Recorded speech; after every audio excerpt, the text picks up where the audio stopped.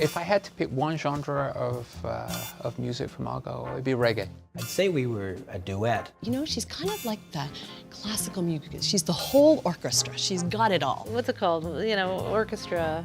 Oh, classical. Classical. I was thinking conservative, but yeah. She's just crazy.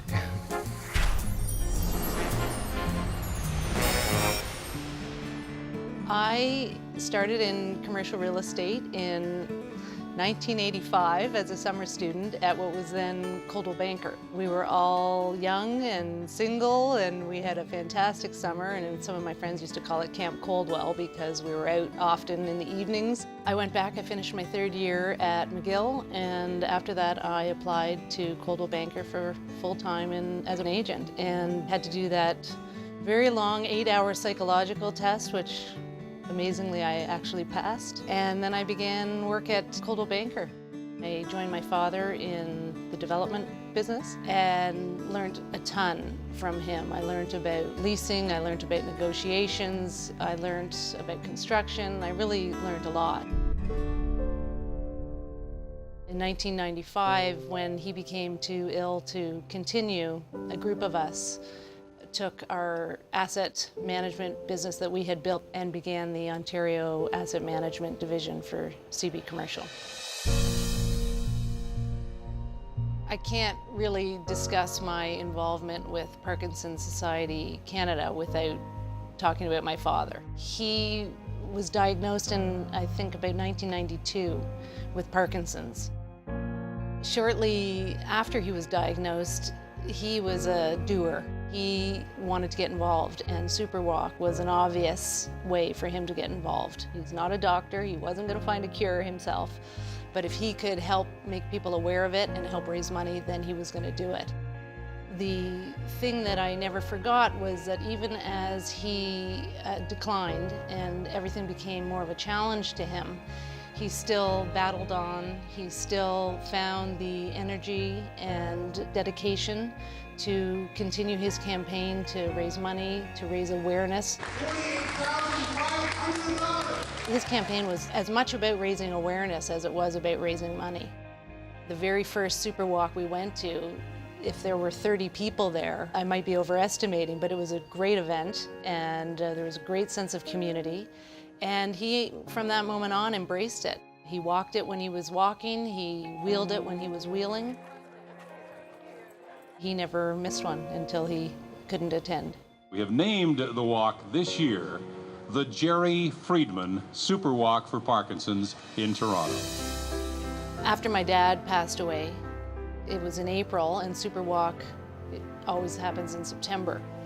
And so I sort of, once I collected myself, I thought, okay, where to from here? And I got in touch with the folks at the Parkinson's Society and said, how can I help? This is so exciting. I'm gonna get teary at this one. I can't even look at you. I met Margot in May of 2000. I was actually invited to the Parkinson's Society offices to talk to them about their major fundraiser, Superwalk for Parkinson's. And Margot was there. She was a volunteer, very invested in the walk and wanted to make it grow. Her involvement began with her father's diagnosis with Parkinson's in the 90s, and her father was like Margot. She's like her father. Margot's motto is always, we can do better than this. And so that was always, we can do better than this, Debbie. We need to be doing better. She was, I think, the first one to get a website for us. We didn't have one. I remember that meeting. And she goes, I'll get a website for us, and off she went. Staff cannot help but be motivated when a volunteer is putting that kind of dedication. What hasn't changed since my original involvement is the quality of the people at the Society. I've always been so very taken with them, with their level of care and commitment. I wanted to take it from being a fantastic family picnic to being something that's going to actually put some money in the coffers of the researchers who are trying to find a cure. One of the challenges with Parkinson's is it's not sexy. People associate it with older people and not some of the other diseases that are associated with young, vital people. The commercial real estate industry is so generous in spirit, and I could not have raised the money that I raised for Superwalk without them. Whenever people ask me, how do you juggle it all, and career, family, charity, so on, I explain to them that if you don't do anything particularly well, you can get a lot accomplished. I continue to be involved with Parkinson's Society because in a cruel twist of fate, my mother-in-law was diagnosed with Parkinson's a number of years ago, and the disease has certainly compromised her life, and at a time when she should really be enjoying.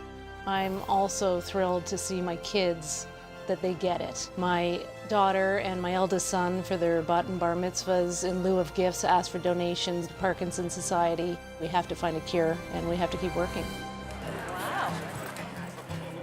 Congratulations, Mom. I'm so proud of you. You're so dedicated and hardworking. Mazel tov, I love you. Hey Margot, I'm not used to having someone else on the other side of this camera because it's usually you. I just wanted to say congratulations. This is so well deserved. You are surrounded by people who love you and who admire you. Count Margot as a friend, and I'm honored to be able to give this to you. You deserve it, and thank you so much.